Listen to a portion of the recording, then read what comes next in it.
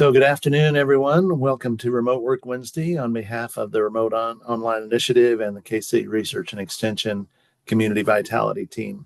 I'm Ron Wilson, Director of the Huck Boyd Institute for Rural Development, and work with K-State Extension Community Vitality. Huge thanks to Deborah Cole, who's on with us. She is State Specialist and Program Leader Coordinator for the K-State Extension Community Vitality Team. This is a project of the Remote Online Initiative. As you can see, kansasremotework.com is the website. It offers month-long classes that enable participants to become certified and trained as a remote worker or a remote work team leader. This is a free Zoom call on the second Wednesday of each month for anyone interested in remote work. And our next month presenter is Mike Ball. He is an independent software developer. Began as an on-site employee, I think in Oregon and then in Phoenix, and is now transitioned to fully remote in rural Kansas.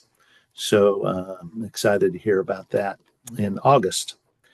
The goal of this program is simply to learn about the opportunities and challenges of remote and hybrid work. And so today we get to hear from someone who's done this firsthand. I have to ask, did anyone ever wish to go to Florida? Certainly in those cold Kansas days, the thought crossed my mind. April Darnell has actually made this happen. Her wish became reality while continuing to work in her position through K-State.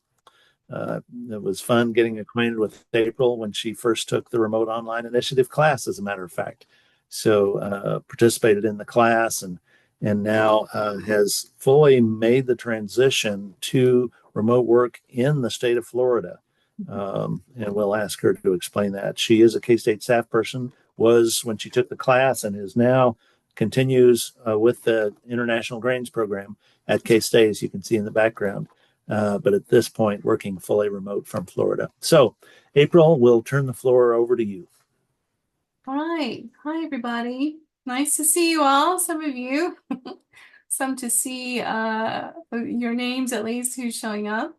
So I'm going to go ahead and share my screen in just a minute and just let you know that I will try to time myself and leave time, plenty of time to ask questions, because one of my points is that I think made it in the presentation is it's really good to talk to other people who have transitioned and to sort of get their experience and see if you think it could apply to you. So let me go ahead.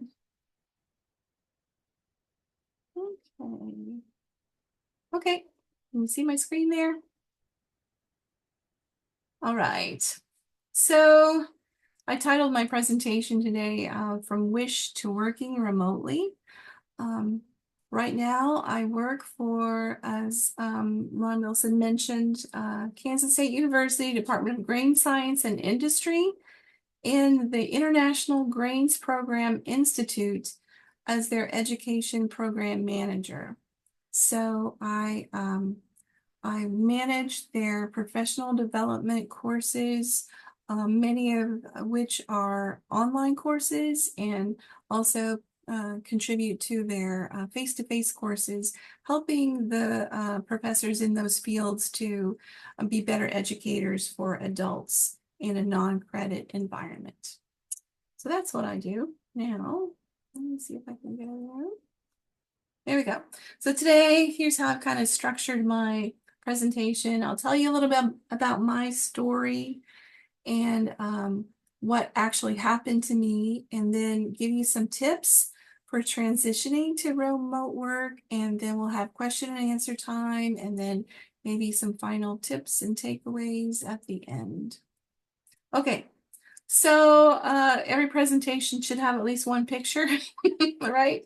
So here's my PowerPoint that shows the little house on the prairie that I left there in Kansas in February. So when I left there in this February 2025, there were several inches of snow on the ground, and the moving van, the movers had to slog through ice and snow to load the truck with all of our belongings. So if you back up, Here's a little bit about me. My husband was in the U.S. Air Force, and we have two kids, and we followed him all over for his 20 plus year career. Lived in all manners of states and all localities, and he was originally from Missouri. I was originally from Indiana, and our kids, we had one born in Missouri and one born in Okinawa, Japan. So my kids didn't really know where they were from. When you'd ask them, they would say, well, I'm from all over. So my husband, when he retired from the Air Force in 2008, we were living in Ohio, and I was had sort of continued my career as a teacher of English to speakers of other languages. That it was kind of intermittent at some points when along the way he was when he was active duty. So he retired, and then in 2014 we followed my career to Kansas State University. So I worked as a faculty instructor in the English language program for about 9 years. And, during that time, we had dramatic changes in the numbers of international students, partly because of COVID. When COVID came, that was sort of the really critical point. So the number of students really diminished, and I did not feel very secure in a career field that was reliant on international students.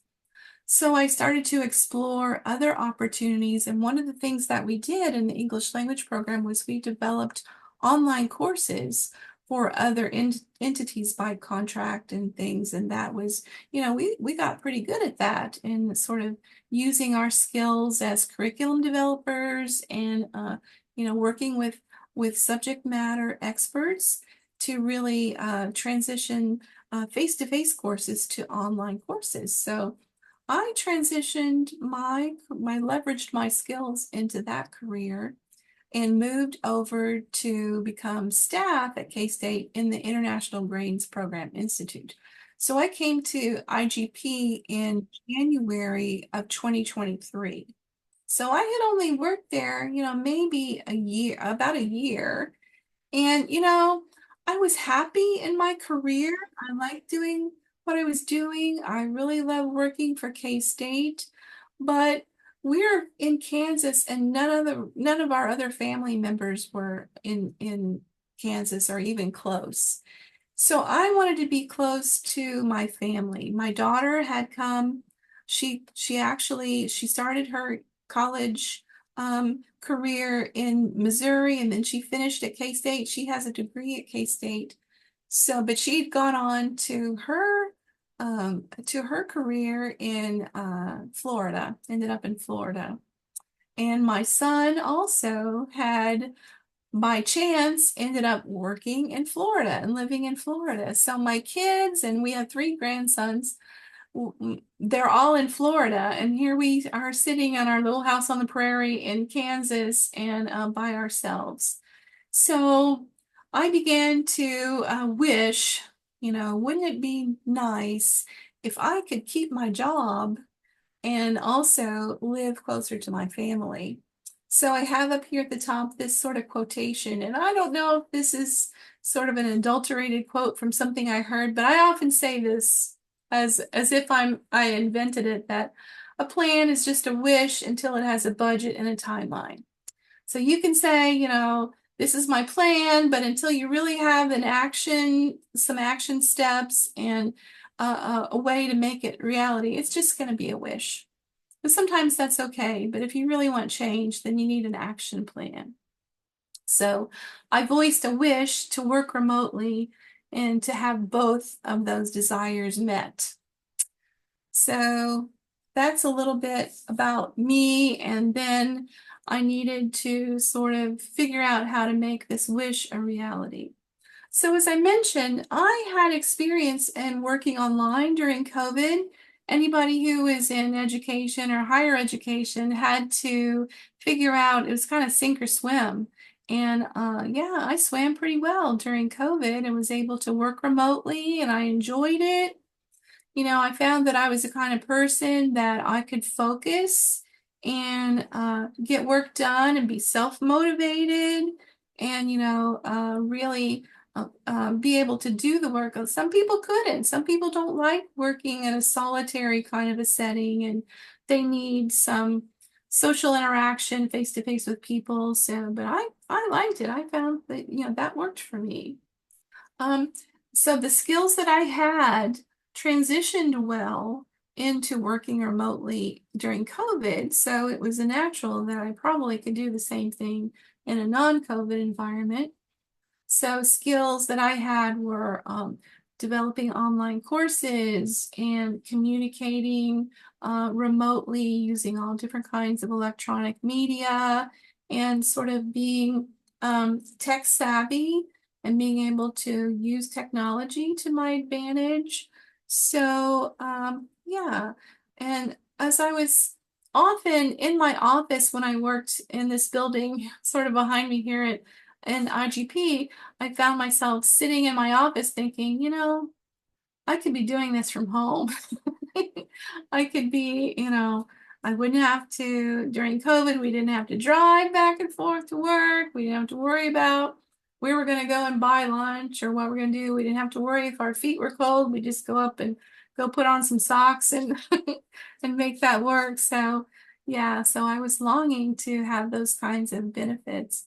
And then I found online an announcement about the Certified Remote Work Professional course that was sponsored by K-State Research and Extension and then the Utah State University also.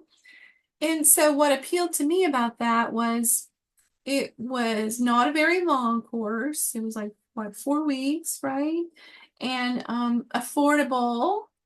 And at the end, you got a certification, which that's pretty valuable. I thought, wow, I could add that to my resume and, so I began to think more carefully about that. And in the process of taking the course, you're asked to sort of consider the practicality of working online.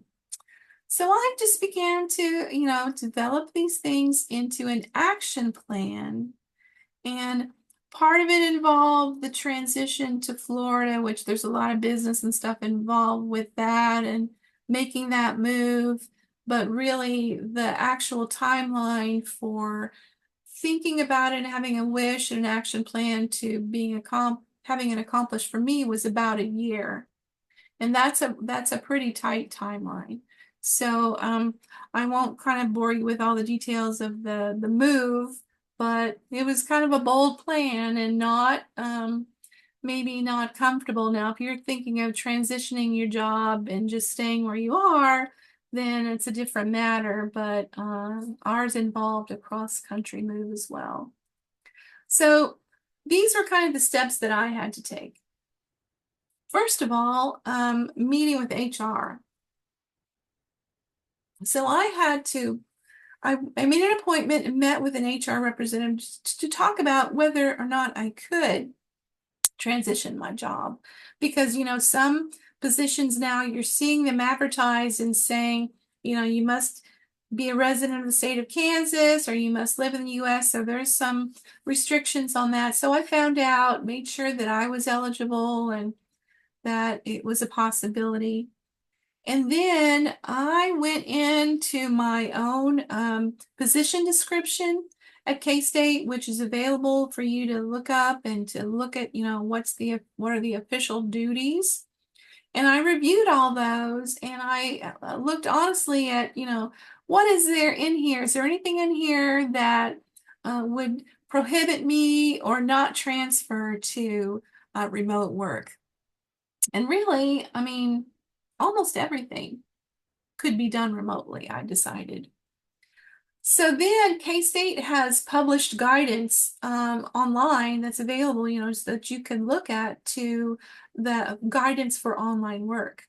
So I went into that website and I really did my homework to figure out all the ins and outs to make sure that I was, heading down the right track. And I probably other organizations, may or may not have that level of transparency, but if it's available, that's what you have to do. Do your homework. And when you're doing your homework, that means you answer all the questions in advance. So, when you come to a question of, does this apply to me? Does this not apply to me? If you have a question about it, you got to figure it out. You got to be proactive and talk to people and ask before you proceed, because you don't want any surprises after you've, submitted and made the ask. So then, there are forms, specific forms that you have to fill out. I mean, I think there are like 3 different. You have to do a suitability form to determine if your position is suitable to become remote. And there's an approval sheet that you have to, have different people sign off on at different levels. And then there's kind of an equipment, what equipment do you need that belongs to K-State or to your employer, and who's going to provide what, and what's the relationship there. So I found all those forms, and instead of handing them to somebody else who's already busy and say, can you fill this out for me?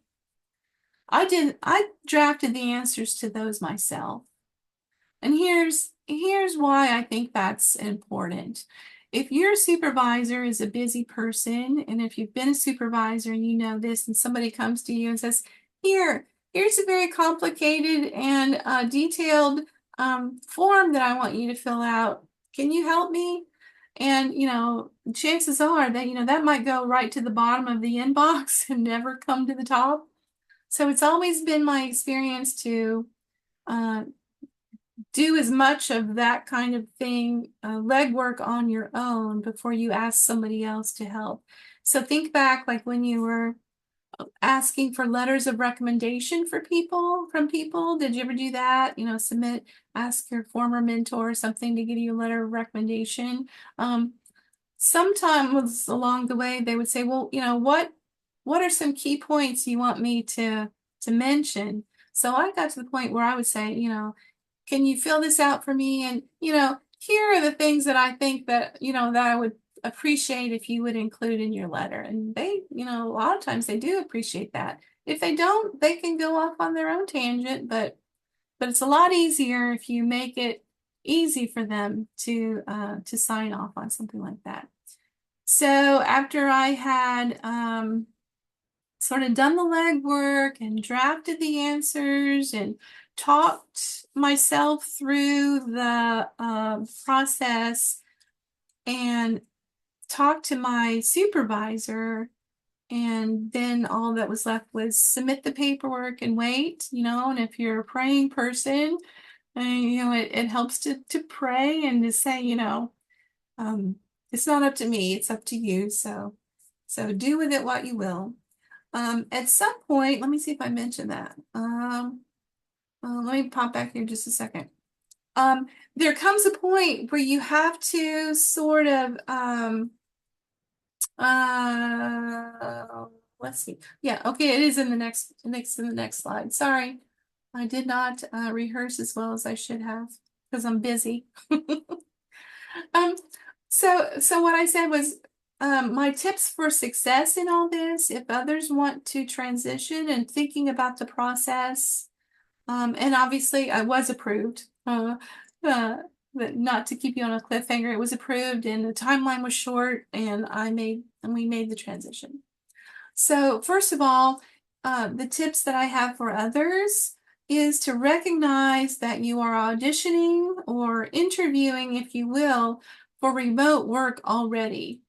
So if in your interactions and in your job with your coworkers, etc., if you are a good communicator by electronic media, when you recognize when somebody sends you an email that you do your utmost to reply within 24 hours with a professional response, and you are willing to adopt new technology and to help others with that. And so when others think of you, they understand that you don't have a problem with any of those things. So before you even ask or bring up the subject, you're already auditioning for those kinds of roles. Um, the next tip that I have is to talk to other people who've transitioned to remote work and research other similar jobs, than the one you have and that are remote, and see how they differ, or maybe, what kind of education or skills they are asking for. I had a good friend at K-State who transitioned to remote work, but not at K-State. She went to another university, and just hearing her, talk about, the guidelines for her job, what kind of contract she had, what the requirements are. And I was able to kind of use that when I was drafting my own sort of, you have to have a remote work agreement with K-State. So as I mentioned, I drafted that myself, and I added in there the things that she had told me that I thought were helpful and useful. So things like, they can require her to once a quarter travel to the on-site location of the work, and at their expense, at the company's expense, so I wrote that in there, and I into my contract draft that I presented for approval. And I thought that was a good idea. Let them know that I was available if they needed to, or with some notice. And yeah, that sort of helped me with that, talking to her. And then this is something I sort of alluded to before. When you're asking to go remote, make it easy to say yes and hard to say no. So you kind of have to choose your timing for when you want to make the request.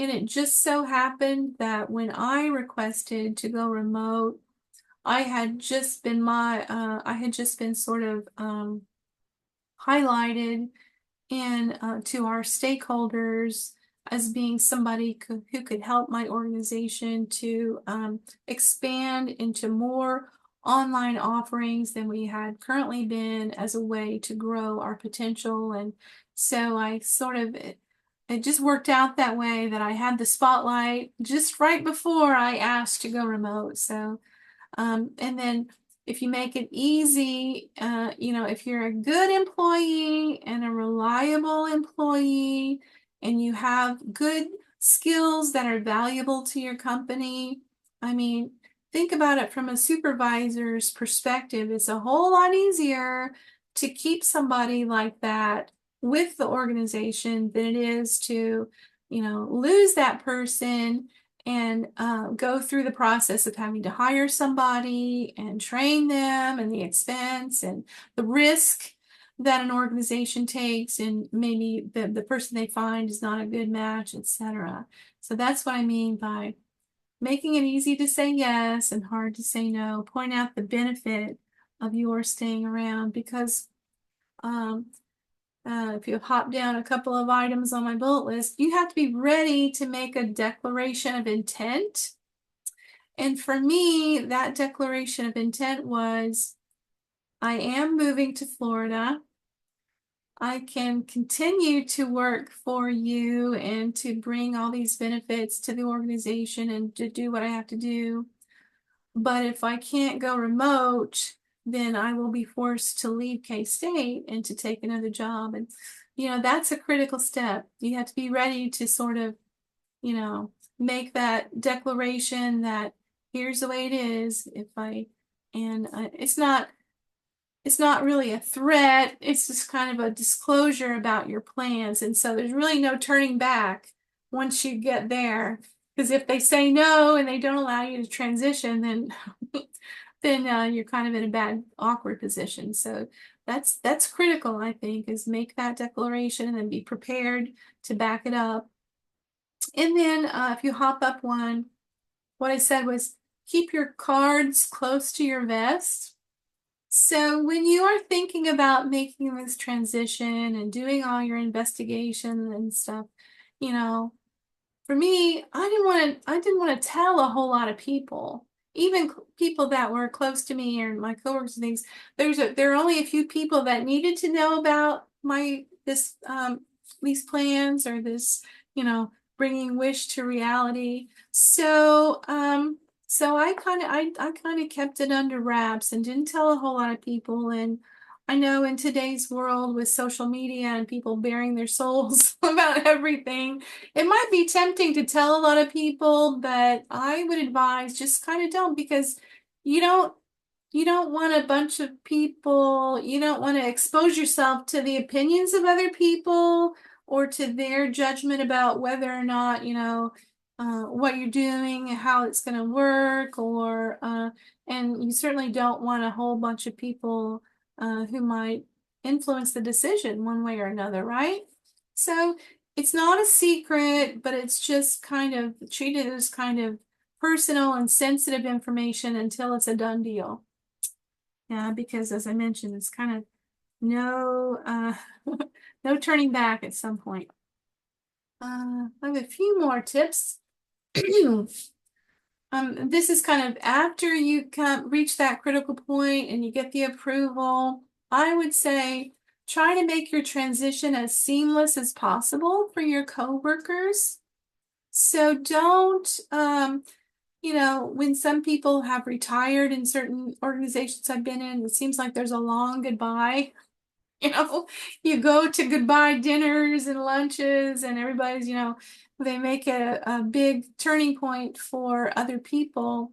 But you don't want to do that. You don't want to say uh, goodbye and then have a long, thing. Just make it so that, you know, you're face to face on a Friday and then on Monday you're remote. That's my advice. Just make it so that your coworkers don't have to put a lot of energy into your transition. And yeah, that's kind of what I did, even though it was a kind of a painful exit with the cross country move, as I mentioned. And another tip, always have a tech backup because, your internet could go down, your computer could go down, technology. If there's anything you can count on with technology is that you're going to have a backup uh, sooner rather than later, probably. So have some backup available so that people can reach you or you can continue to do your work if something fails. That's kind of basic, I think. The next one is use multiple modes of communication for work. So I use email and I use Teams also with my coworkers. We use the Teams chat, and then we can also meet face to face on, virtually rather, on Teams as well as Zoom. And we'll call each other, we'll text each other. We have group texts and individual texts. So, and then social media, keep in contact. So it's kind of, learn to utilize all of these where appropriate. And, just to have these different modes, I think that's the most effective. So, if you're trying to do things by email and there's a little bit of a miscommunication or something needs clarification, pick up the phone and call people, or, text them and say, call me, or let's meet on Teams or whatever. And that's sometimes what you have to do.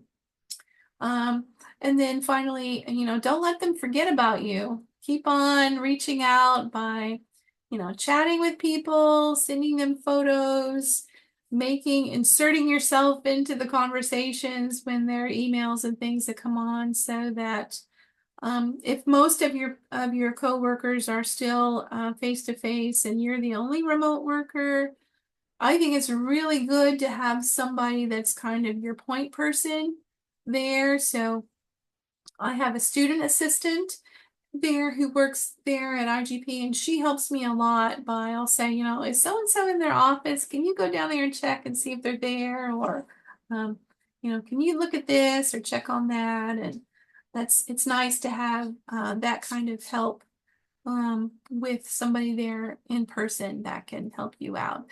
Some organizations are 100% remote, and some units on campus even they don't really have any on campus offices or anything. And they make do, but if you're the only one, it kind of takes a little extra effort, I think, to not let them forget about you, but also to sometimes be able to accomplish things. So anyway, let me just look over my notes. Does anybody have a quick question or anything about a question about anything I've said up to now while I look at my notes? I did want to ask about communication tools. I mean, it seems Mhm. I live on email, but and there's a reference to Teams, Yes. which is has some additional Yeah. alternatives beyond email, obviously. Yes. Mm-hmm. I mean, team calls and Yes. video and so forth. Mm-hmm. What tools, communication tools, did you find have you found most useful? Is it primarily tools, email and Teams? I would say those are the two big ones. So for Teams, I have a channel that is set up for for distance education, which responsibilities that I have, and with my student assistant. So she and I are on there. I can post files on there that I want to share with her. I post a task list for her for weekly task list that she and I can share that and both access it and follow along that way. Then there's some continuity. So if I have a question, did I ask her to do that already, or did I need to follow up? I can look at the last week's list and then look at and so there's continuity there, and it's a way to document your work. And then also, so if we're both working in there, she'll send me a chat through Teams, and I can chat with multiple people, and I often do, going back and forth through Teams. So yeah, that's really helpful. And then of course the video, if we have something we just really need to sort out, we'll just both hop on the video call on Teams and work it out that way. So yeah, so email, the Outlook email, and then Teams is very helpful. Yeah, that task list, Mm-hmm. that's a really great idea. That's a are So, there other questions? Hey, April, I have a Linda? question for you. One of sure. the things that we run into is sometimes employees don't realize that the state that they're moving to, that we don't necessarily work with employees in those states. We actually have I guess you call it a naughty list of like 12 states that we will not employ in. And it may be different at the university level, Mhm. but here we do have those states that we won't employ in. And and some we don't currently have employees in, but we are willing to get the payroll set up. But then, like I Yes. said, some that we just don't. Mhm. So that is one step that we include, is that you need to talk with not only your manager, but I know you mentioned talking to Yes. HR, Yes. but definitely talk to HR before you've decided, Right. what you're doing, to even see if Yes. it's a possibility. Yes. That's a really good point. And that was one of the first things that when I met with the HR representative to see if it was possible to tell her what state I was planning to move to and what county, because I had questions about if there were tax liability issues, and because there are no income taxes where I am in Florida, I am still paying state income taxes for Kansas because that's the way it's set up. My employer is in Kansas. So yeah, it's if you think you're going to escape income taxes by working remotely, that's not necessarily true. Yeah. Good. Let's see. Other questions?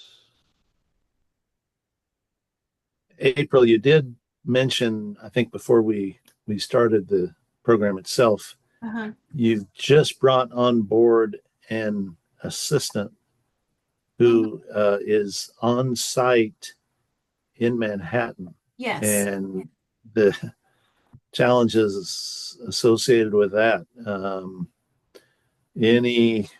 Any comments or words of advice about supervising and at a distance like this? Sure.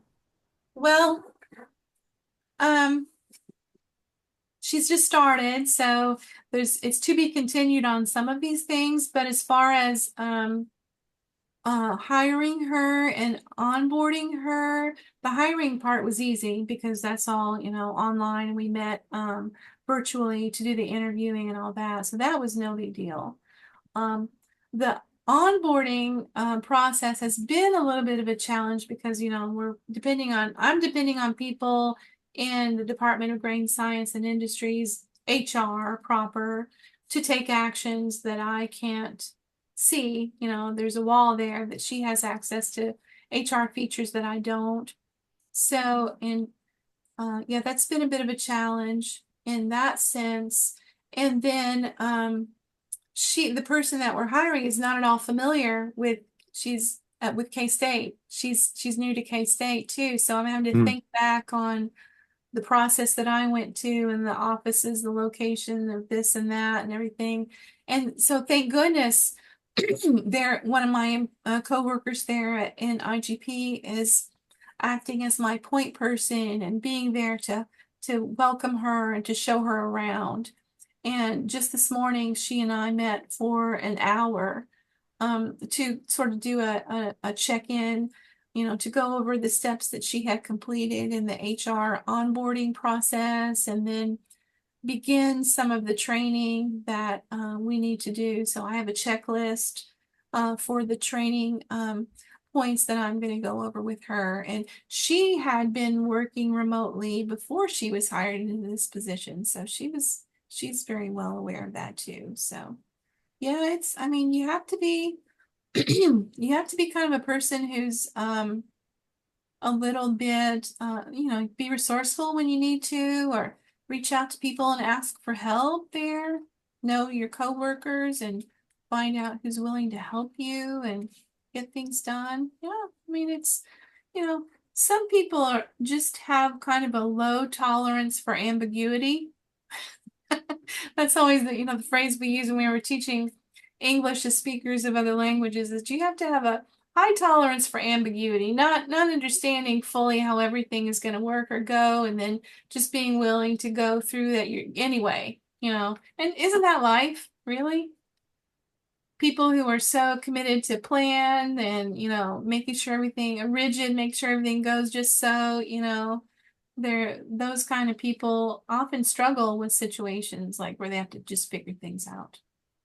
So anyway, I hope that So answered it you. sounds like the check-ins and then having an on-site Mhm. partner, Mhm. even your student assistant. Right. That really sounds helpful to me. Yeah. Uh, other comments or questions? I have one, April, and I'm not really sure how to frame it. So maybe you can help Okay. me figure out what I'm trying to ask you. Yeah. I was just thinking about the department in which you sit and the fact that it's an institution and there's change. New Yeah. department heads, new programs Yes. rolling in and out. And you are a remote worker, kind of Yeah. on an island in some ways. So I think you hit on maybe some of it just now with talking about being comfortable with ambiguity. But are there any things you found that have helped you navigate some of those changes that you're not here to be in the mix about? You know what I mean? Like it Mhm. doesn't affect your day-to-day, Right. but in Yeah. other ways, they're big changes. So talk Right. to me a little bit about that and what that's been like. Well, it's not been without some hiccups in that, if, oftentimes when they have a departmental meeting for the academic department, grade science and industry, they'll say they have a Zoom a Zoom option for those who can't make it, but like the camera's pointed, off in the corner, and you can't tell who's speaking, and maybe it's good, maybe it's not. So you have to be proactive in advance. Ask, is there a Zoom link to attend this meeting remotely, and who's my point person? So if I get in this meeting and I can't hear, and I can reach out to that person. What's this person's phone number so I can text them or call them and let them know that the screen is blank. Things like that. I mean, really, you have to think ahead about stuff like that. So, yeah, that's happened a couple times. I couldn't find the link that for the important meeting that I was supposed to go to and where we introduced each other. And then I find out later my head's like 10 feet tall on the screen and I'm the only one. And so, yeah, it can be a little bit awkward. But yeah, and here's the thing. If you're a nice person and you're a kind person and you have relationships with the people that you're going to be working with before you transition, just keep that up as you go on. If you hear somebody's having an issue, reach out to them and say, hey, I heard so and so is in the hospital, how are you doing? And they have hire somebody new, you can contact them and introduce yourself virtually and things like that. It's not all that different. Some people they don't operate that way, but others, it's not that big of a deal really to continue your virtual relationships with people. Still a relationship enterprise in a lot of ways, isn't it? Yeah, it is, Yep. And your reputation, as I alluded to before, do you have a reputation of being somebody who's, savvy with technology and able to do what you're doing? And so people are not surprised then when they hear that you've made that transition. So yeah. Very good. Any other questions? Not seeing any. I certainly heard from your presentation the value of being proactive and being prepared. Yes.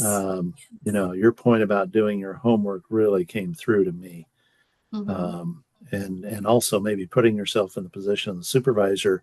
What are their expectations and Yes. what questions you need to be prepared to answer going in? So really, really appreciate that. I'll give you a virtual round of applause here for All right. your presentation. Oh, And thank you. when the snow is flying and it's 20 degrees in Kansas, I'll be thinking of you basking in sunny Florida. All right. Yes. So I left, we left Florida or left Kansas, as I mentioned, in February and, drove south. And I was kind of dozing, like the second day where my husband's driving, I'm sitting there and I woke up at some point in Alabama and the grass was green and there were flowers blooming. And I'm like, the reality just hit. I have left winter behind. Yes, we got where we were going and we were staying in an Airbnb and there were orange trees outside the window with oranges growing on them. And yeah, so Just go ahead and rub it in. Go ahead and rub it in. That's fine. yeah, but I did enjoy living in Kansas and Kansas is beautiful and in its own way, but yeah, but really being close to my family, having my daughter, our new house is just around the corner from my daughter's house and my son, we've been able to help him and he's helped us and spend time with the grandkids. So it's really I've accomplished my goal of I think so far of transitioning from wish to remote work.